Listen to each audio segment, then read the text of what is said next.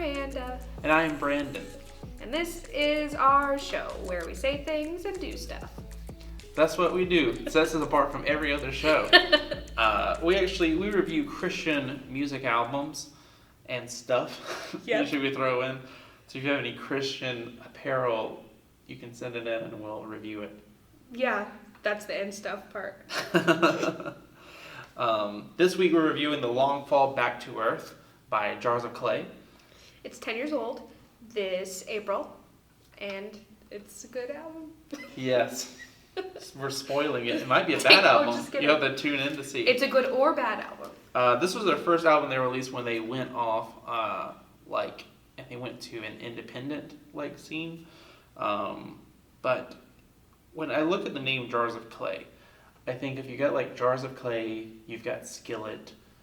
Can you think of any other names that you could come up with kitchen stuff and make it a Christian name? Because I think you got Blessed Bowls. I can. Faithful Fork. I don't know. Servant Spoon. The servant or serving? Or the serving spoon. Oh my gosh. Check out our next album. You'll have to release this after we come up with our serving spoon. Serving Spoon. But yeah, I think just names like Jars of Clay, I think it's so simple, but it just says so much. And you can go on and on about it. It's better than Dan and Brad's band. Yeah. If they're out there, I apologize if I've attacked your band. Just the name, not the content. We don't know. But we can go ahead and jump into this album. I'm pretty excited about it. First off, I feel like this is just becoming each album I say how long it is, either in a good or bad way. But this album is clocking in at 59 minutes. It's got Sweet spot. 14 tracks. And listening through this album again, I forgot how much I love this album. I don't think I appreciated it that much when I went through it the first time, but just going through it, I was like, oh, okay, well, there's half the album I really enjoy, but there's maybe only one or two spots in this album that I don't really enjoy, but the other spots are good enough that it's outweighs everything. And if you look at a lot of the reviews online, you'll see, I think the worst review I saw was 4 stars out of 5, or maybe I think it was 6.5 out of 10 or something. So a lot of 5-star reviews, 10-star reviews on that system. And I think it's well warranted. I think that Jars of Clay is really good with their lyrical content and with their music, that they're able to wed that together to where they don't sacrifice the music for the lyrics or vice versa. So it's just a really good album if you enjoy good music, if you enjoy good lyrics. Enjoy good things. Yeah, if you just enjoy good music. So I really enjoyed it, and I tried to think of ways to explain it. But we can't have an hour-long video. But this is just one of those albums that, you could go on and on about, and you can listen to just a lot of times and pick up something new every time. You can pick up the lyrics and look into it. So I just think it's a really good one. There's a lot of great stuff. I shouldn't be saying good. I should be using very good or excellent. So an A+. Stupendous. And there's not a lot of albums that I really just give you need to listen to this. But this is definitely an album that I would tell someone they need to listen to. They need to give it a chance. When I first listened to it, because they released a couple of songs on noisetrade.com. So Jars of Clay has always released a lot of songs for free and EPs and albums on there. And I was hooked as soon as I heard Closer. I was like, yep, I'm going to listen to this album when it comes out. There's a few albums that whenever I see it, I have to buy it at a thrift store. And this is one of them. So I've bought 5 or 6 copies just so I can hand it out to people. So instead of saying, oh, go listen on Spotify, I go, hey, you want to listen? Here's an album. Go take this. Go find a boombox. Go play it. So that's my good stuff on the album. So basically everything. I have always listened to Jars of Clay as a background kind of band. They were never anybody I was really obsessed with, but I did know who they were, and I listened to them, and I don't remember the name of the album, but I do have one in my car, and it's brown, I think. But I Left the Zoo, maybe? no. But anyway, so I've always just like had it on, but it wasn't like ever my first choice. And so like listening to this, I remember seeing the title before and knowing what the album was, but I've never like actually intentionally sat down and listened to it.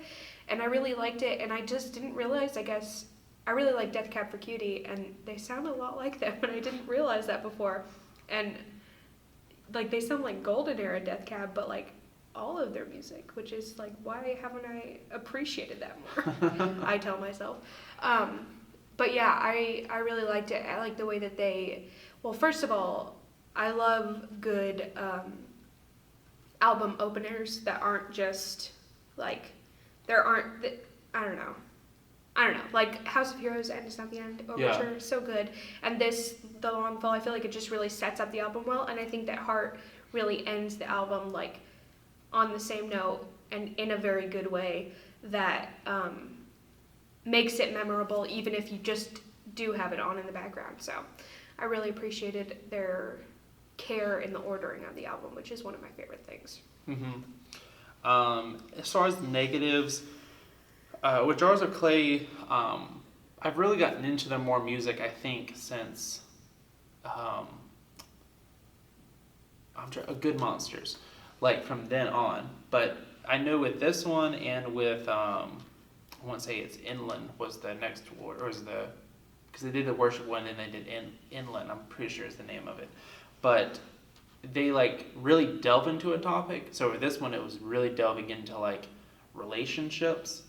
So I think the only negative is this really isn't something that you can just like turn on and just like listen if you want to have like fun. Because like you listen all the way through, like it's going to like, unless you think being sad is fun, which yeah, it's gonna like it's gonna pull you down into like, oh, this is really bad. Then it's gonna like lift you up with it. Which I really like in an album, but I think like if you're just a casual listener, sometimes it can be difficult. And I know when I was younger and tried to listen to this album, I would speed through and be like, oh yeah, Two Hands, like Heaven, Closer. Then I would think, okay. Then I'd go to Don't Stop, and I would think, oh, this kind of is sad. And I think it's just like his voice kind of lends it to that, to where it really just draws you in. So if you're an occasional listener, or you're really just, if you're kind of sad and want to be happy, you shouldn't listen to it just because they do a good job of painting the picture with their lyrics and all. And I think that's just kind of a negative, is the better your lyrics are, the better your music is, the less someone's going to want to listen to you just in the background. And I know my mom never really enjoyed Jars of Clay whenever I would play them, and I think that's because the lyrics were just something that you have to think. You can't just have it playing in the background. What are your negatives? I liked most of the album. I think that after Scenic Route, because that song is very long, like, I mean, I don't think it was misplaced or anything. Like I did say, like the ordering is very good, but I also think that I don't even remember the songs between Scenic Route and Heart. So I think those kind of just blended together, and I can think of other places in the album where they kind of blend together. And I think maybe it's just because I haven't listened to it as much, but I also think that I mean, it's just like if it's a one topic album, which I don't think it is. I think that they definitely like go around and talk about things. Like Boys is really like stand out as like something separate, but I do think that like there's a lot of songs about one topic that kind of are like, oh, these are the songs, and they kind of blend together. But I'm sure when I listen to it more, it won't be as blended in my mind. Just right now, it's just like all these songs, and then this song. Favorite song, when I first sat down to do this, I was like, okay, I know that like it's gonna be Don't Stop. But then I was like, okay, well, Forgive Me is really good. I was like, well, you have Closer. Then like on the way over here, I was listening to Heaven, because I was like, I forget what this song's about. And I was like, this song's really good. So it had to be a toss-up probably between maybe Forgive Me and Closer. I think collectively I've just listened to those songs on repeat the most out of the album. And I think they're just different, because Forgive Me is pretty like lighthearted and good, and then Closer is just this like yearning to be like closer, like to someone. I love me a long song, so I like Scenic Route a lot, and Hero. I think that the way that they like lyrically did Hero was really good. I know that like when I listened to it, I was like, oh, this is gonna be my favorite track, and then oh, this is gonna be my favorite track. So there was a lot of good tracks in it. But yeah, I definitely like Scenic Route a lot. That one reminded me of Death Cab's Plans album. I don't like to compare artists, but I do love Death Cab, and I love Jars of Clay. If you enjoy Elvis, you'll enjoy some Toby Mac. Yes. But yeah, Scenic Route. Final answer. All right. Final thoughts on the album. I think I've praised it enough in here. I think it's a really great album.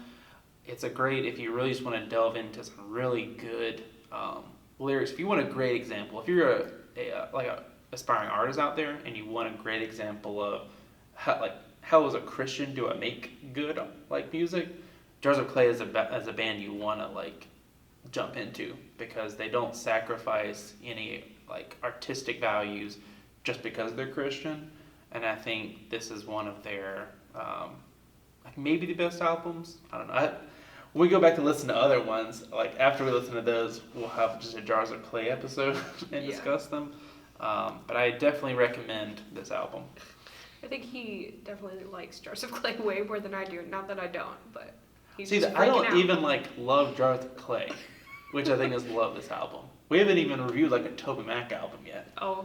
I don't even just know you wait. I don't even know if Jars of Clay is on like the Mount Rushmore of Christian artists. That's true. That's just how good this album is. So don't write me off as a Jar or Clayman. I don't know what their fans are. Clayman. Yeah, I like the album. I think that it's definitely like meaty enough.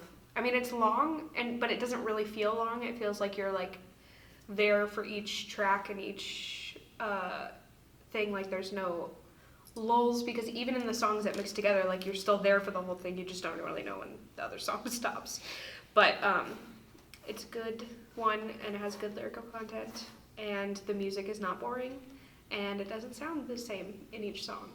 So good job, Jars of Clay. You did it 10 years ago.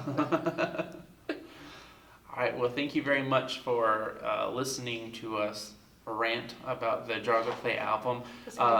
If you have any albums that you'd like to hear us review, whether past, present, future, here, now, then, where, drop them in the comments. Or shoot us a message. Or call us. We'll see. On our landline. On the number Christian right hotline. Here. 555-123-4. No, people hear those numbers when they call them. Because I used to do that. Well, it'll not you come up. call and it's like, oh, hey. You're like, 555s aren't real numbers. You're not Will Ferrell. Oh my gosh. Some random guy. Anyway, have a nice day. Yay.